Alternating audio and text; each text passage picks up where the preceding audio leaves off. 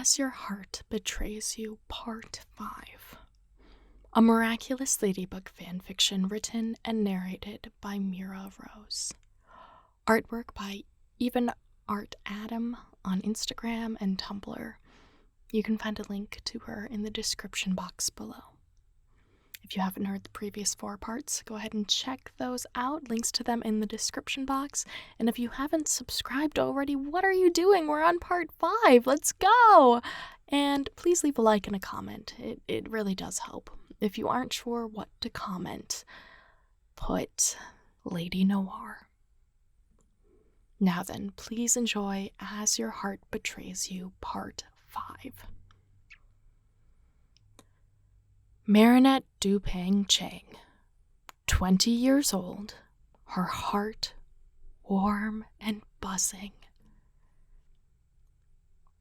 Marinette forgot about this feeling. The feeling that when Adrienette Angst smiled at you, it was like you were the only person in the world. Like you're a flower being kissed by sunshine after a storm. She'd expected their chat to die out after 10 or 20 minutes, but hours had passed and the tea got cold, but neither of them made any gesture to leave. Oh, what a delightful fantasy this afternoon was. But when their knuckles brushed as they both reached for the door handle, vertigo set in. It was a dizzy, sickening feeling that reminded her that sometimes poison tastes sweet. It was the kind of dizziness you need to manually breathe through. It was the kind of dizziness you suffer through alone. She needed air. She needed out. She needed her city. "It's been lovely," she said, noticing that he, too, stepped back and crossed his arms at the touch. "I'll see you at game night?" "Yeah." Adrien uncrossed an arm and held it out, like he was asking for a hug. "I'll be there." Marinette felt her chest tighten, but it was such an obvious gesture. She didn't want to break what they had just repaired between the two of them by turning her back on it. She could pretend it was a handshake. That was an option. People did that all the time at goodbyes. He stepped toward her as she fought the battle between her left and right brain and wrapped his arms around her, but she didn't shy from the touch. No, unlike the last, this spark didn't unease. It melted her. The heart is a funny thing, isn't it? "Don't be a stranger," she said, lifting her chin just above his shoulder as she lifted herself onto her toes. "Likewise. I've missed you, Marinette." The words that fell into her ear and tumbled over her shoulder were the cruelest, sweetest marmalade mix of poison.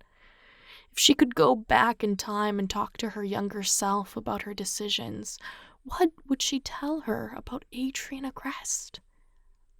What could she tell her current self about him? Would future her have an answer? Cat Noir loved her, so he dated to forget her. Adrien broke up with her because he couldn't get over his feelings for someone else. More than ever, Marinette knew her decision to have a made-up boyfriend was the right one. Marinette loved Adrien, so she didn't date at all. If she dated Cat, then she'd put him through what Adrien did to her, and although he wasn't the boy holding her, she loved him too much to do that to him. Not so long as her kryptonite came in the form of a sunshine-tasting model boy. When they broke apart, Marinette made sure not to look up. There would be too many memories stirred if she looked at his face while standing so close. She left with haste, their goodbye short as she all but politely escaped. Dipping into an alleyway, Marinette didn't stop to let Tiki ask her questions about her afternoon when she opened her purse. "Spots on," she said, throat tightening.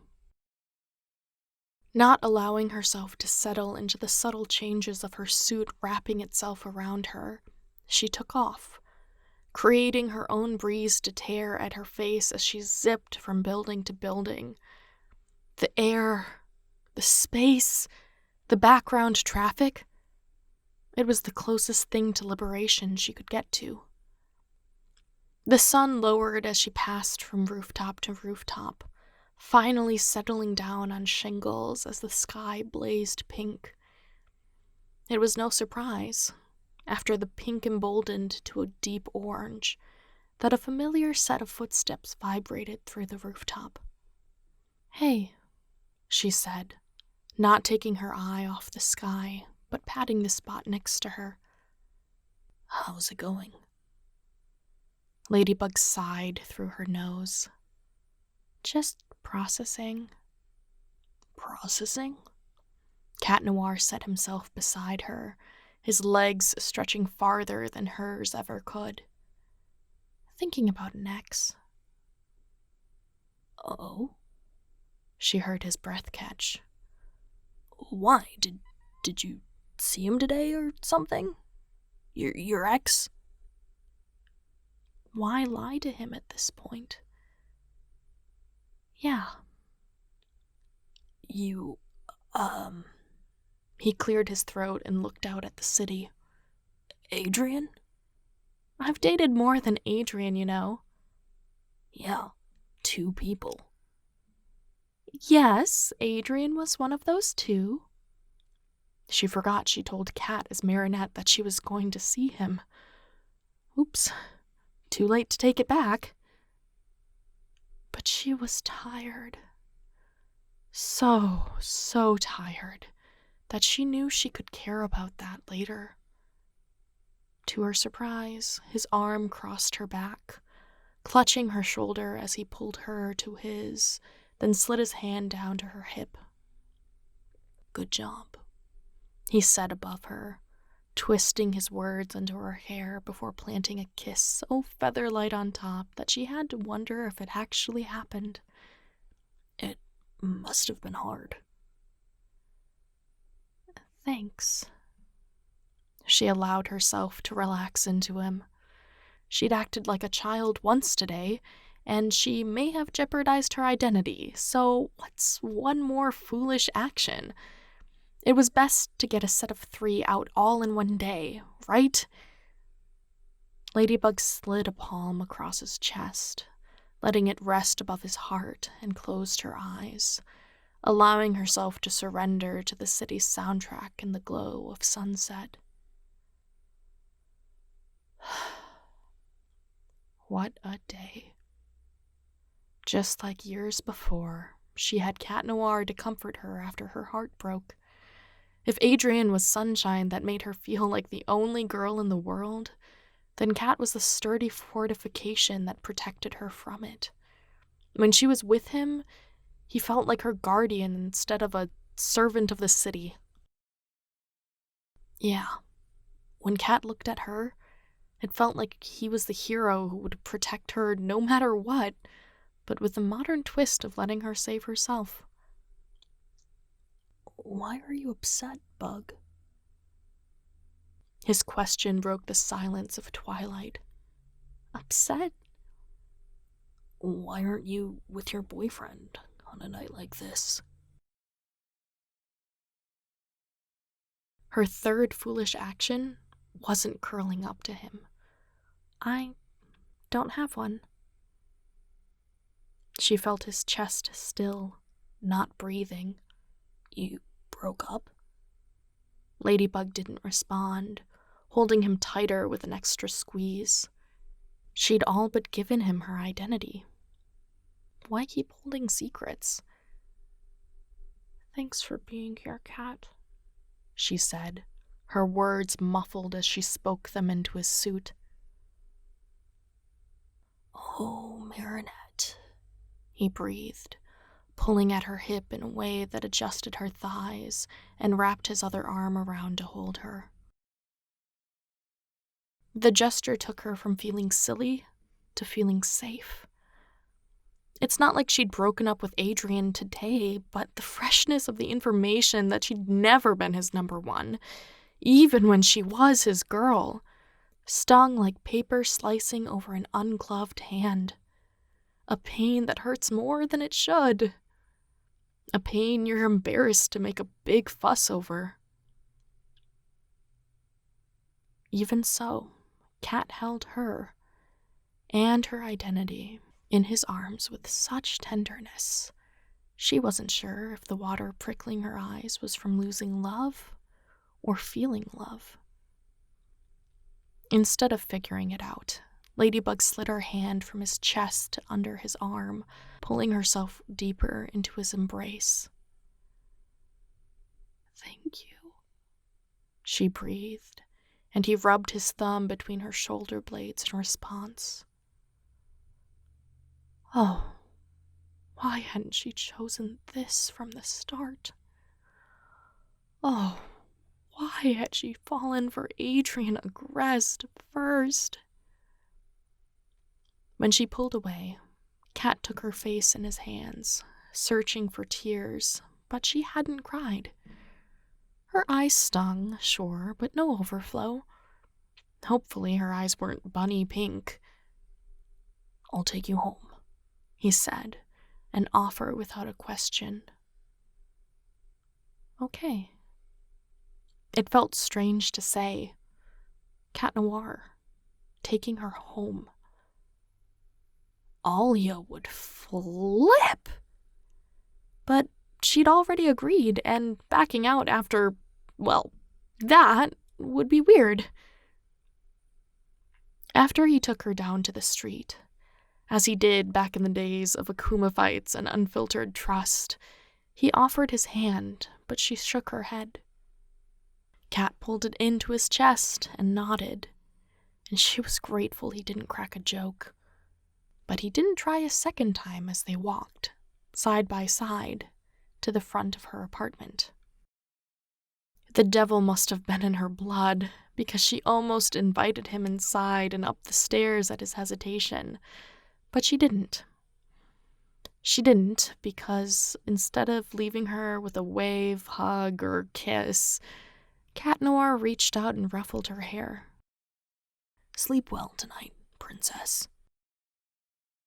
Her cheeks burned as he used a nickname she'd only ever heard without a mask, and she nodded. "Good night, Cat Noir." "Good night." He hesitated, looking away before finishing. "Bugaboo." They parted, going different directions with a wave. It's not as though she was going to walk into her apartment complex wearing her mask, after all. Even so, her ears burned as she landed through the open living room window facing the alley. Bugaboo. He hadn't called her that since she told him she was seeing someone. Deaf to Alia's assault of questions, Ladybug beelined for her bedroom, collapsing face first into her comforter after locking the door. That cat. That partner of hers, charming and respectful of her boundaries, was all but perfect and unreal, like a Harry Styles and Taylor Swift collab. It couldn't happen. It wouldn't happen unless they both got on the same page, despite the surrounding whispers. And now, Cat knew her identity. Cat Noir knew her identity. Ladybug bolted up, each moment of the day hitting her one by one, but she focused on that one massive detail. She detransformed and grabbed her phone as Tiki bugged out, messaging Cat through the Discord server. "Don't you dare tell Adrien!" Her phone dinged back. "For you, my lady? I won't." What an ordinary response.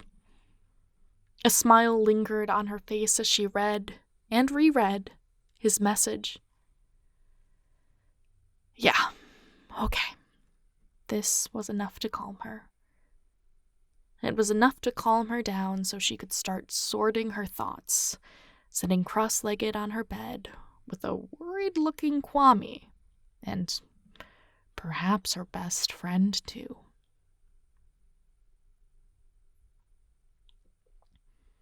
Thank you so much for listening. Part 6 is on the way. In the meantime, you can check out these other videos for more fanfiction, and don't forget you can support me by checking out patreon.com/MiraWrites.